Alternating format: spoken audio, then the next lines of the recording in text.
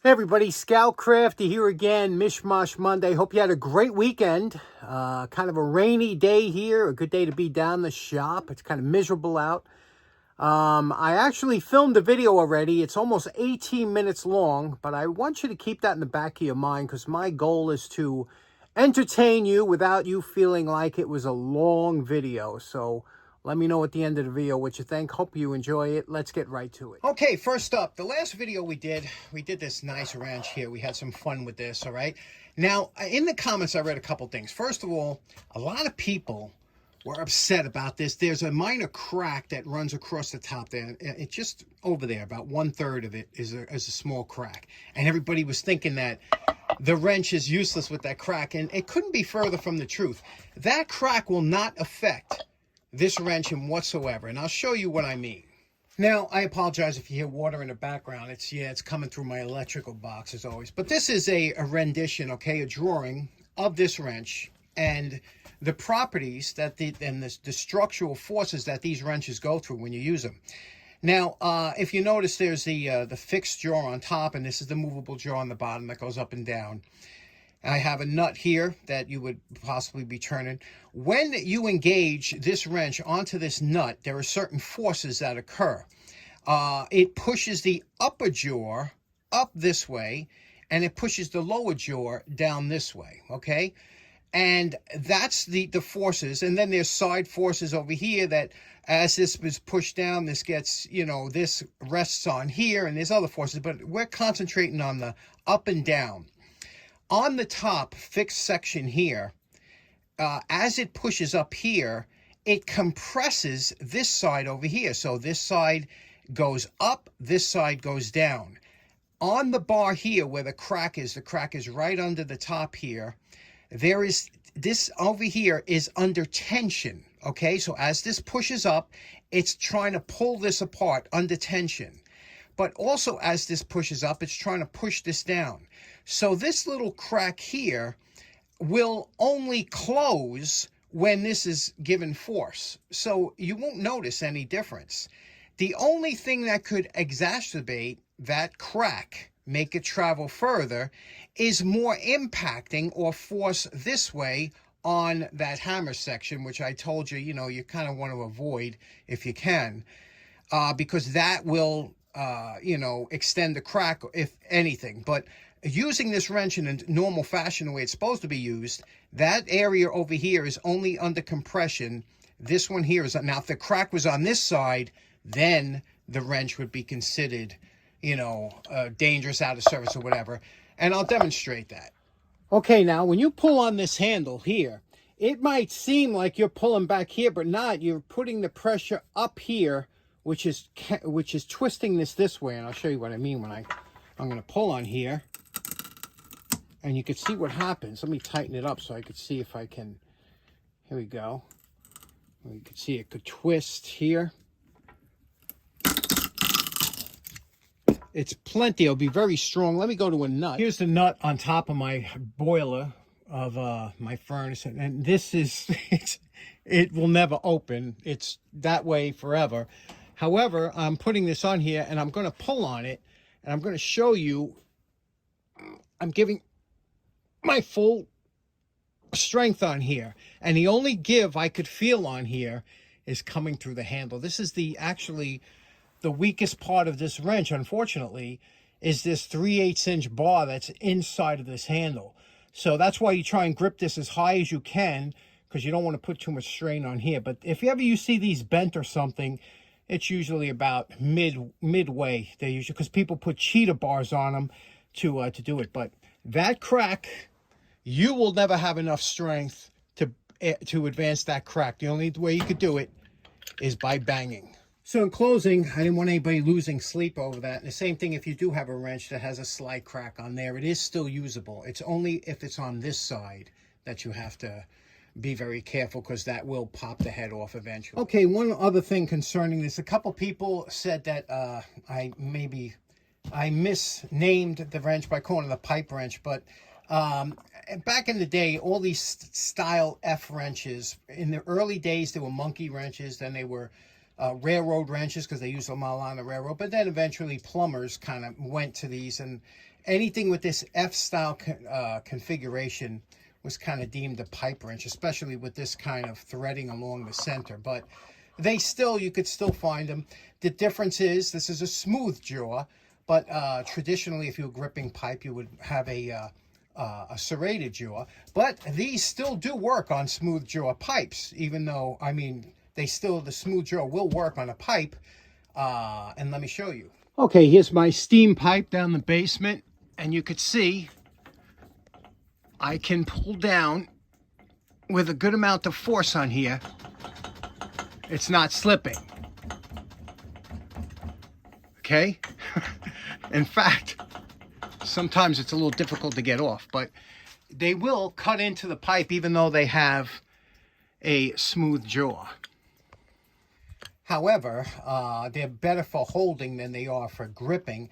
And these really shine on the coupling nuts and everything, where you don't want to put serrations into the nut. Okay, next up, just so you know, I'm exactly like a lot of you are when I see a new product that a YouTube creator shows on his channel, and it's something I say, oh, I like that, and I'm a sucker like that. I'll go out and before the video's even over, I'll go out. So I have one of those coming up. So if you're like me and you're trying to save money, not spend anything, I'm telling you, you need to turn off now, because I'm going to show you. And I blame my buddy Tim, who he has a great channel called Idiocracy. And his channel, he has a ton of great short to the point videos with no filler in there, just right to the point. He does tool reviews. He's got all kinds of how-tos.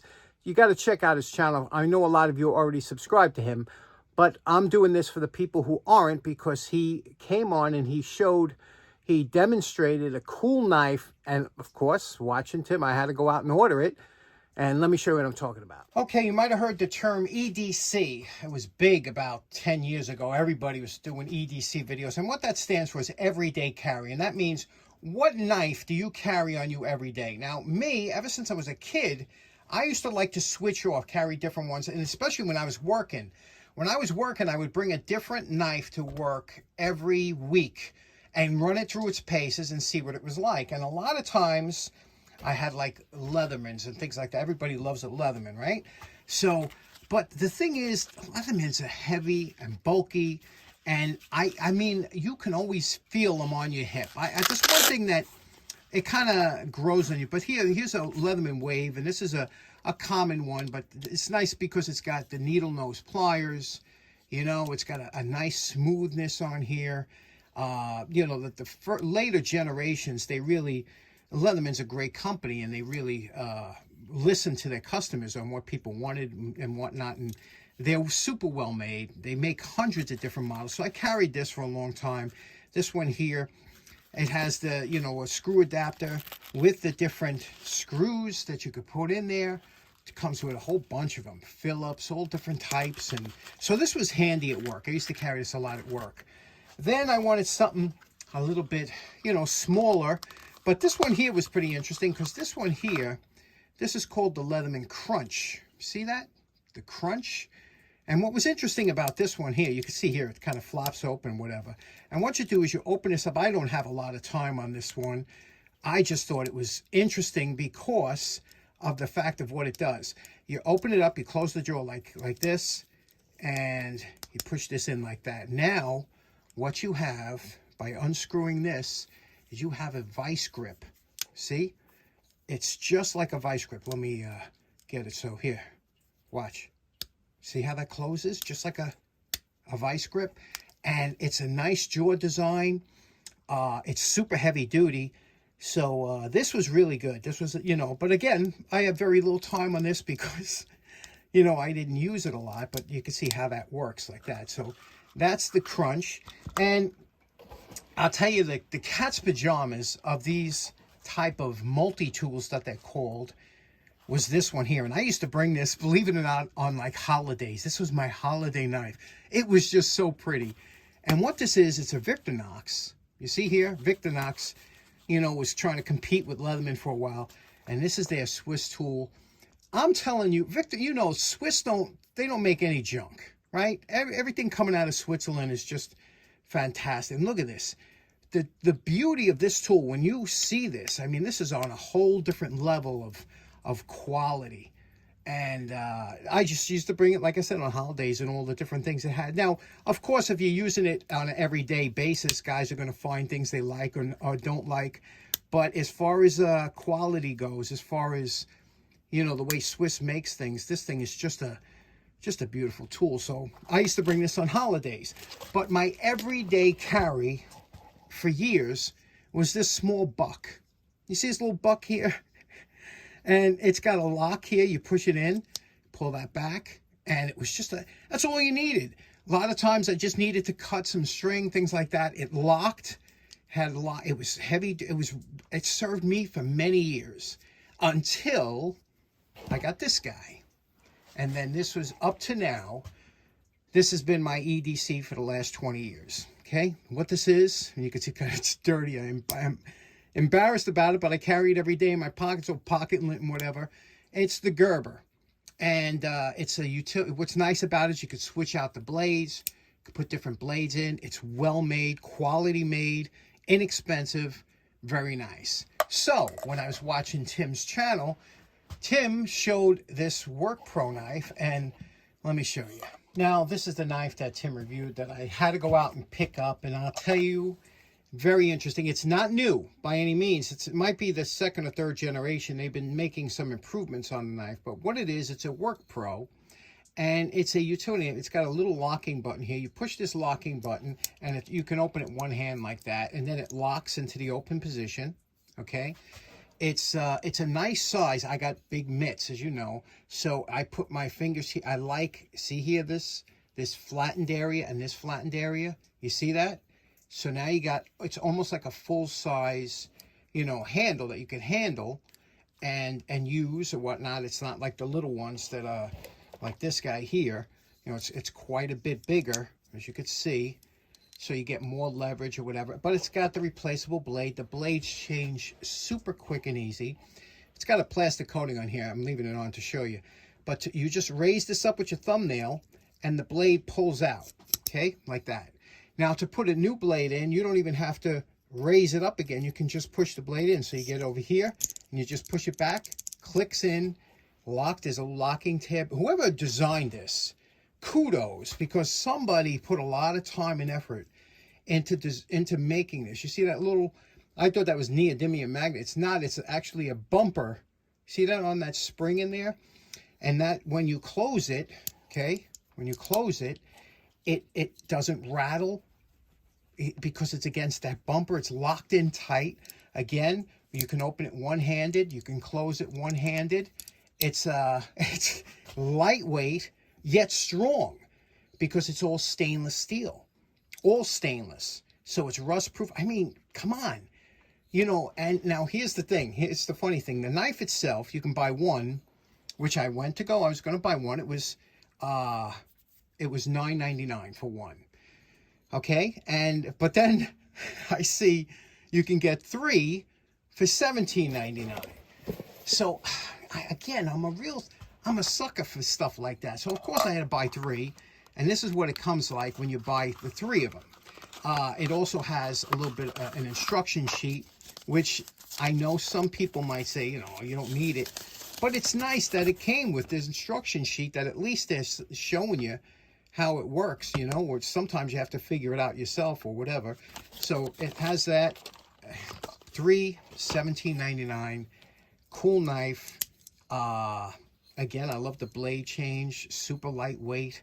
Great for EDC. And you can either take this belt clip off, or you have even a thinner profile if you take it off and put it in your pocket. Whatever. What do you think? I know some of you might say, I'm on board. Some of you just say, I don't need another knife. Stop pushing stuff. Anyway, I appreciate Tim. Thank you for that review, because I really enjoy this little WorkPro. Okay, last up, I just want to introduce you to a product that I tried out. Now, you know, we've all used Type Bond glue, right? As a matter of fact, most of us have used Elmer's glue as a kid, right? In school, Elmer's glue was all over the place. And you know something? It's a good product. And then what it is, Elvis glue, and this glue is it's called a PVA. It's a polyvinyl acetate glue.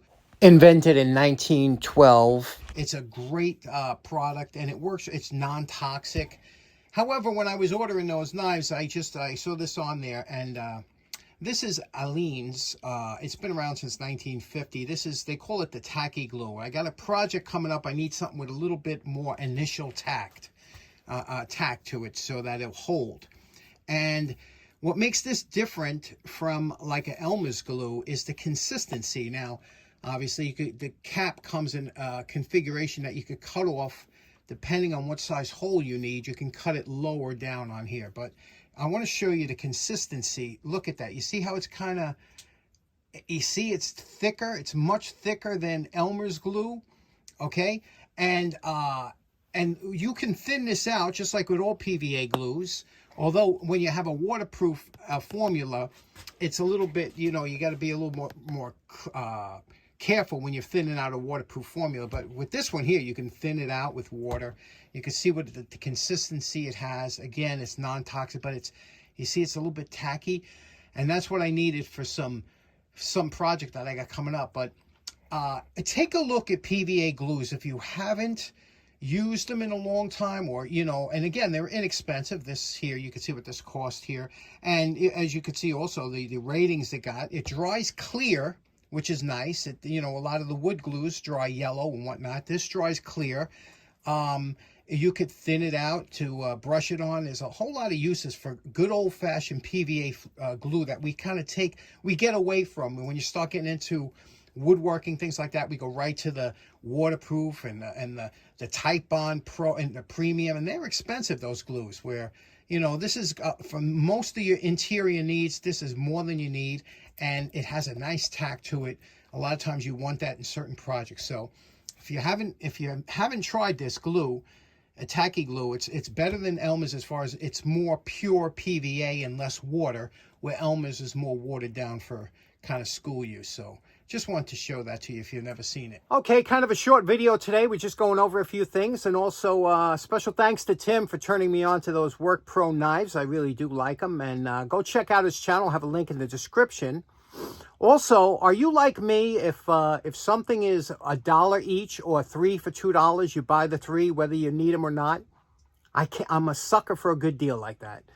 Let me know if you are too in the comments. I hope you have a great day. We'll see you again on Wednesday. Take care now. Bye-bye.